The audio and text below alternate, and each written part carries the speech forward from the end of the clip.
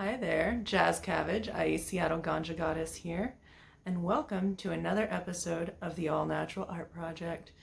I'm here to talk about where I'm at in my larger artworks and projects going on, and my erotic arts, and just every artistic thing I'm doing. We're here to share inspiration, so like, subscribe, leave comments, and let's talk about art. So the farming thing and the whole like planning on gardening and all that stuff. Yeah, I'm still doing it. At this point right now, I'm just I started a couple bits of indoor gardening, and then I got at a friend's house. I got some more outdoor gardening, and then let's see, and then I got this fun plan. This is all for my indoor beginning stuff. Like this is, I guess, just my practice run for like getting my plants made, seeing what I can do, and I guess the more I do it, the more I'm gonna learn anyway. So it's just more hands-on learning stuff here in my tiny apartment before I make the big jump. I want to try my hand at topiary. That's harder to do in an apartment. So I'll figure that out later. I do plan on getting a Meyer lemon tree. They're supposed to be like more easy to grow in this kind of weather, and then like overall I just like lemons a lot. I'm like, you can use it for your dress things, you can just use it pretty much for so much stuff, so I want lemons. It's just one of my favorite flavors. Anywho, I guess let's start with the beginning of my research. That's just a bunch of doodling. Let's see, I'm still kind of chiseling out ideas for like how I want the cob house laid out, like how I want to do that. One idea I had was like a 3-story setup where it's like it's just the kitchen and not the bathroom, the bathroom's going to be outdoors, but like the kitchen and the living area, and then upstairs would be like a bedroom. And then on the outside, you can go out and use stairs to climb up onto the roof, and the roof would be a greenhouse, closer to the sun. So I thought it might be interesting to do that. This is just a theory. And the stairs would pop out of the walls, it would be made out of the walls. And then inside, I would use it as like shelving. So it's kind of like a lot of just utilizing all that space. But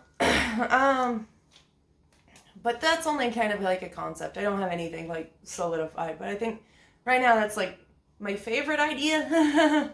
There will be a lot more adding on to like these ideas, and like maybe I'll want to do like, instead of doing a greenhouse up there, I could do it like on the ground, So, thoughts, opinions. So I've just mostly been learning, rather than like the artistic aspect of it all, is like the growing stuff, how-tos, everything like that. What I want to grow, like I definitely know that I don't want really many animals, but I think I want either ducks or chickens. Ducks are more sustainable, but they're harder to keep and care for, so I'm thinking maybe chickens. One of the two for eggs. And like also for fertilizer. They're good for just using around to like eat up your roots and that sort of thing. So yeah, I've been going over all the crops that I want to do. Intercrop plants are gonna be, I think I wanna utilize that a lot. Overall, I just like the image of like beans growing up corn and stuff like that, and so that's gonna be really cool to use. But yeah, there's just so much intercrop stuff that you can do. And I think I want to do those crops actually like, the design of it on the ground, like circles of it, because it doesn't really super matter, although it makes it more difficult for access. Anywho, like I said, there's a lot still going on with thoughts on it. At this point, I think I'm finally like wrapping up on like what crops I want to use, and then from there I'm gonna be like designing how I want it laid out, because it's not gonna be like your regular like 16 rows, 16 feet or whatever. It's not gonna be rows of things. I want to design it in certain shapes and different things like that, but it also still has to be really functional. So like it has to be something where it's like easy to like pull and harvest and everything, easy to replant later on, just actively like where I can still take care of it, relatively easy, but while it still has a fun design to it. So, you know, that has its own barriers. Just learning about different things, when to plant things, and like what I'll want to plant when. I'm also learning about foraging. Now this is kind of like a fun new adventure for me because I'm using it like for local foraging, so I can do it now and everything. And I walk a lot of places. Not right now, of course, because quarantine. But like I walk enough that I'm like, there's obviously urban foraging I can be doing out here in Seattle. Now I'm trying to avoid, of course, roads, but there's like plenty of parks and stuff. There's actually foraging forests out here too. And so once all this is done, I totally want to go on trips to those. And I can't wait for that. And I've learned so much about different things to like, I can pull, and there's this one app called Picture This where I can actually have my phone just take a picture of it and it tells me what the plant is, and that's going to help a lot with my learning process before I feel actually comfortable in just spotting a plant and being like, I'm going to eat that. Yeah, I ain't that daring. Not yet. But the Picture This app will save my ass, thankfully. And I just have a bunch of list of good things to eat and what to do with them once I get them. So, oh gosh, I wish... I'm going to go back and I'm going to try and link the video, or at least it'll be in my playlist, but I've been looking at foraging things, and there was one that was really good for up here, because it took me forever to find one specific to Seattle area that I can find stuff, but I found this one guy, and I can't remember his name, but he lives out in Oregon, and there was just like different foraging things, and he listed everything. Everyone else did not list what you do with the plants unless it was like medical plants, and then you had to like, oh, you boil this. I saw how to make basically whatever, milk of the poppy. I saw how to do that, but I don't intend to actually do that. But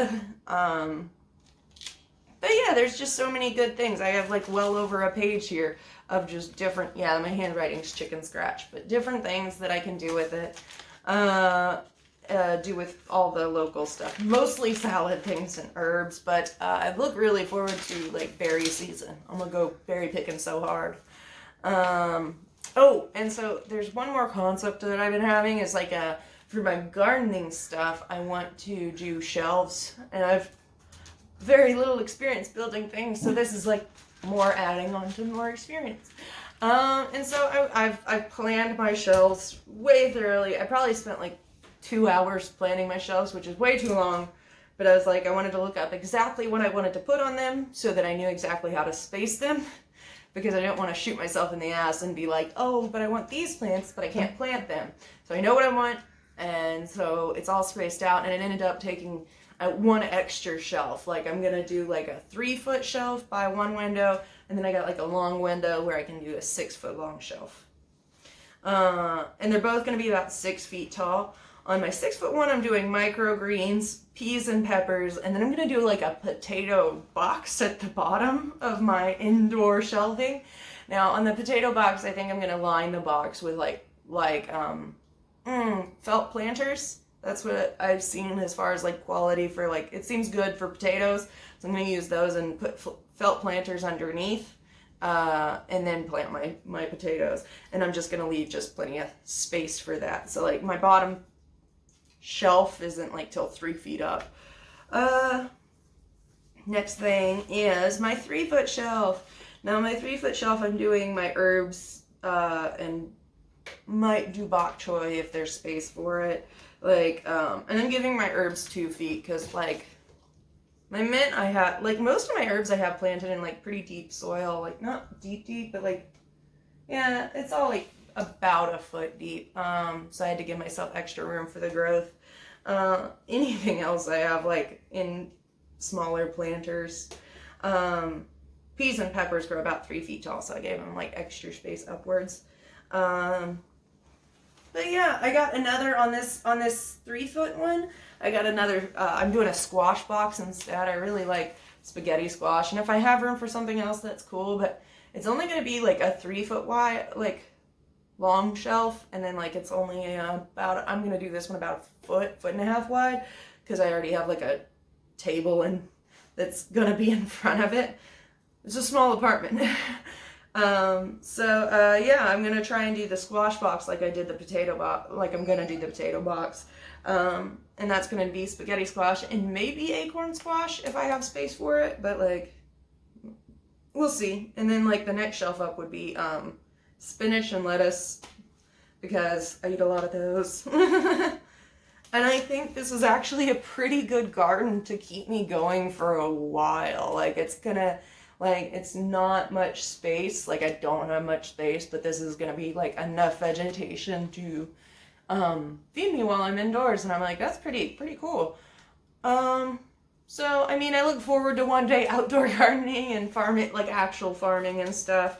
But I think right now with the indoor stuff, I'm like presenting myself with unique challenges it's gonna push my abilities to where once I'm outdoors, it's gonna be easier. Thank God. Let's see. I guess, last but not least, I guess I'll give you all a tour of what I'm currently growing. For things I'm currently growing, I have lavender and of course little gnomes. In fact, I got little gnomes everywhere. There's another little gnome, and then I have another little gnome, and just some of my original art. This is like stuff, this is something I painted a while back ago, you know, like a little, oh, my blue meanie goes all the way around. I'm gonna show you because I just freaking love it. Oh yeah, and then I got a dangly blue meanie here too. Forgot I did this. I never like rotated around or anything. But there's the blue meanie. It goes all the way around. And there's this other leg. And I dropped a tiny flower. But yeah, I really liked it. Love my Beatles inspirations. Oh, okay. So, next up we have a Hufflepuff. He's a good boy.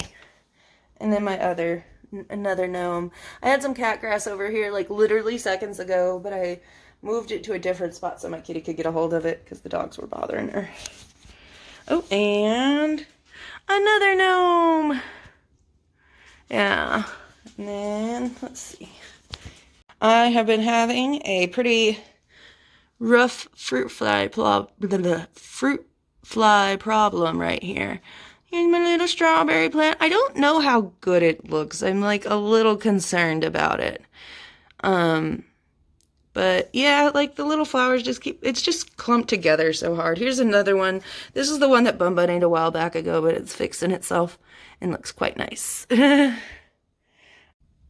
Here's that cat grass that I moved. Everybody's been the dogs and kitties have been munching on it, so it's been shortened. And here's another gnome with Kermit. This is Zaphod.